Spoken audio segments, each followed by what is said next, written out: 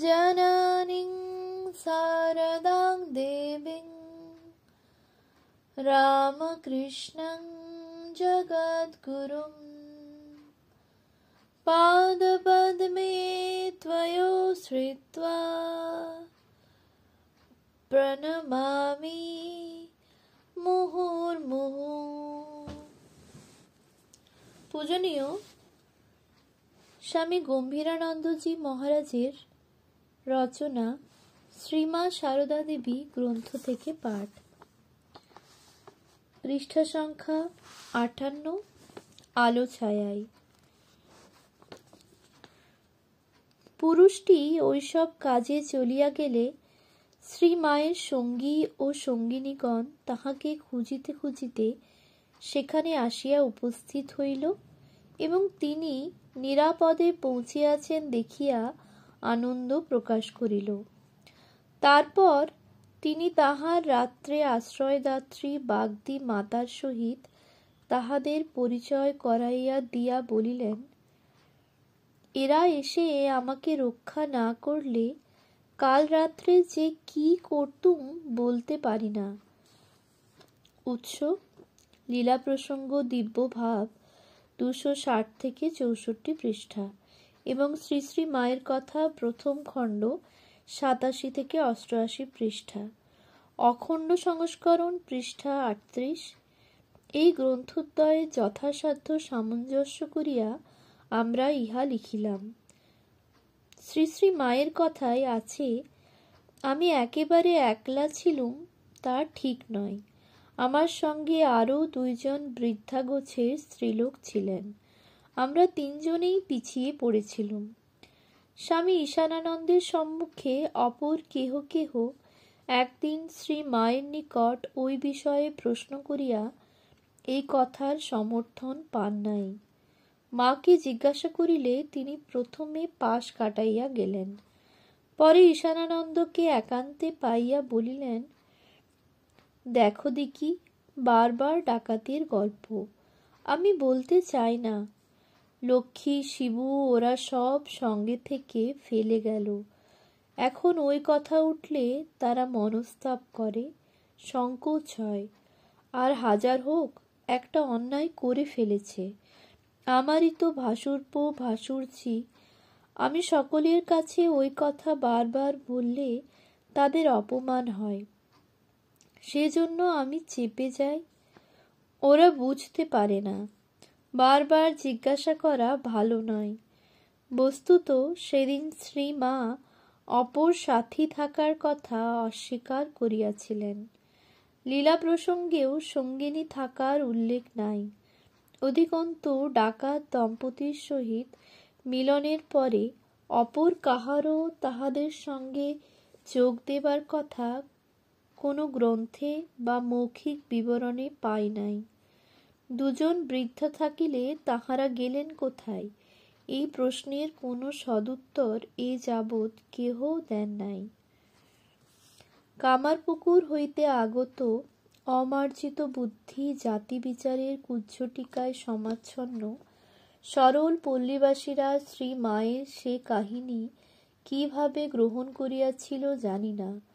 বিগত দিবা ও রাত্রের মিলন সময়ে যে দৈব স্নেহলীলা সংঘটিত হইল এবং নিশাগমে অতি নিম্নজাতীয় দস্যু দম্পতির সহিত প্রান্তরে মিলিতা অপরিচিতা ব্রাহ্মণ কন্যা শারদামণির যে আত্মীয়বৎ ব্যবহার ও অবিচ্ছেদ্য প্রীতি সম্পর্ক সংস্থাপিত হইল, গ্রামবাসীরা তাহার তাৎপর্য কতটুকু ধারণা করিতে পারিল তাহাও আমরা অবগত নহি। অথবা বিকাশ উন্মুখ সুপবিত্র মাতৃত্ব শক্তি এবং দস্যুর নিষ্ঠুরতার সংঘর্ষস্থলে মাতৃত্ব কি রূপে বিজয় লাভ করিল, আলো আঁধারের সংগ্রামে আলোর প্রভুত্বই কি রূপে প্রতিষ্ঠিত হইয়া ভবিষ্যৎ মানবকে নূতন আশাপথের সন্ধান দিল, তাহার ইঙ্গিত অশিক্ষিত গ্রাম্য মনে উদ্ভাসিত হইল কিনা তাহারও দোতনা আমরা পাই না।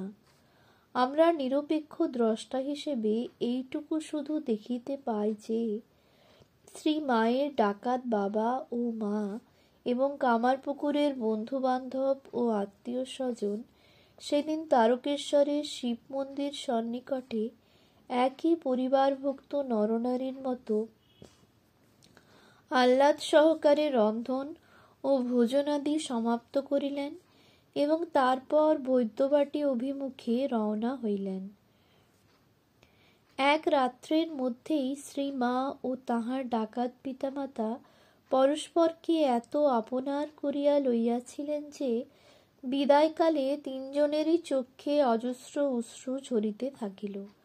অনেক দূর পর্যন্ত শ্রী মাকে আগাইয়া দিতে দিতে বাগদি রমণী ক্ষেত্র হইতে অনেকগুলি কড়াইশুঁটি তুলিয়া ব্যাকুলভাবে কাঁদিতে কাঁদিতে উহা তাহার অঞ্চলে বাঁধিয়া কাতর কণ্ঠে বলিল, মা সারদা, রাত্রে যখন মুড়ি খাবি তখন এইগুলি দিয়ে খাস। অবশেষে শ্রী মা দস্যু পিতামাতাকে সুবিধামতো দক্ষিণেশ্বরে যাইয়া তাহাকে দেখিয়া আসিবার কথা স্বীকার করাইয়া কোনো প্রকারে তাহাদিগকে ছাড়িয়া চলিলেন। এই অঙ্গীকার বাগদি দম্পতি রক্ষা করিয়াছিল। তাহারা নানাবিধ দ্রব্য লইয়া শ্রীমাকে দেখিতে মধ্যে মধ্যে কয়েকবার দক্ষিণেশ্বরে উপস্থিত হইয়াছিল। শ্রী রামকৃষ্ণ শ্রী মায়ের মুখে সকল কথা শুনিয়া ওই সময়ে তাহাদিগের সহিত জামাতার ন্যায় ব্যবহার ও আদর আপ্যায়নে তাহাদিগকে পরিতৃপ্ত করিয়াছিলেন। সমস্ত ঘটনাটি ভক্তদিগের নিকট বর্ণনা করিয়া শ্রী মা একটি অর্থপূর্ণ কথায় উহা শেষ করিয়াছিলেন। এমন সরল ও সচ্চরিত্র হলেও আমার ডাকাত বাবা আগে কখনো কখনো ডাকাতি যে করেছিল একথা কিন্তু আমার মনে হয়। অর্থাৎ তেলোভেলোর মাঠের সান্ধ্যকালীন সেই লোমহর্ষণ ঘটনাটিকে তিনি কোনো দিনই একটা সাধারণ ব্যাপার বলিয়া গ্রহণ করেন নাই। দস্যুবৃত্তিপরায়ণ ডাকাত দম্পতির কঠোর মন কেমন করিয়া যে এতটা দ্রবীভূত হইয়াছিল তাহার নির্ণয় করা আমাদের অসাধ্য। হয়তো শ্রী মায়ের অনন্য সাধারণ সরলতা ও অশ্রুতপূর্ব পবিত্রতায় তাহাদের হৃদয় জয় করিয়াছিল। হয়তোবা ইহার পশ্চাতে কোনো দৈবী শক্তিও ছিল। এই দ্বিতীয় কল্পনা ভিত্তিহীন নহে, কারণ শ্রী মা কথাচ্ছলে কোনো কোনো ভক্তকে যাহা বলিয়াছিলেন তাহা হইতেই ইহার আভাস পাওয়া যায়। ভক্তেরা তাহার শ্রীমুখে শুনিয়াছিলেন, তিনি একবার বাগদি দম্পতিকে জিজ্ঞাসা করিয়াছিলেন, তোমরা আমাকে এত স্নেহ করো কেন গো? তাহারা উত্তর দিয়াছিল, তুমি তো সাধারণ মানুষ নও, আমরা তোমাকে কালী রূপে দেখেছি। মা বাধা দিয়া বলিলেন, সে কি গো, তোমরা এটা কি দেখলে? তাহারা ইহাতে নিরস্ত না হইয়া বিশ্বাসপূর্ণ অনুযোগ সহকারে বলিল, না মা, আমরা সত্যই দেখেছি। আমরা পাপী বলে তুমি রূপ গোপন করছ। শ্রী মা উদাসীনভাবে বলিয়া গেলেন, কি জানি, আমি তো কিছু জানি না। শ্রী আশুতোষ মিত্র প্রণীত শ্রী মা গ্রন্থে 31-32 পৃষ্ঠা ডাকাতের ঘটনার শেষাংশ এইভাবে লিপিবদ্ধ হইয়াছে। শ্রী মা বলিতেছেন, লোকটা যাতে বাগদি, ডাকাতের মতো রুক্ষ কথায় জিজ্ঞেস করলে, তুই কে? আর আমার পানে হাঁ করে তাকিয়ে রইলে। যাহার সহিত শ্রী মায়ের কথা হইতেছিল সেই ভক্ত মায়ের কথা শুনিয়া জানিতে চাহিলেন, ডাকাত আপনার দিকে হাঁ করে তাকিয়ে কি দেখছিল? শ্রী মা পরে বলেছিল কালী রূপে নাকি দেখেছিল। ভক্ত, তাহলে আপনি তাকে কালী রূপে দেখা দিয়েছিলেন? লুকোবেন না মা, বলুন। শ্রীমা: আমি কেন দেখাতে যাব? সে বললে সে দেখেছে। ভক্ত: তাহলেই হলো, আপনি দেখিয়েছিলেন। শ্রীমা সহাস্যে: তা তুমি যাই বলো না কেন। ওম শান্তি শান্তি শান্তি। হরি ওম তৎসৎ। শ্রীরামকৃষ্ণ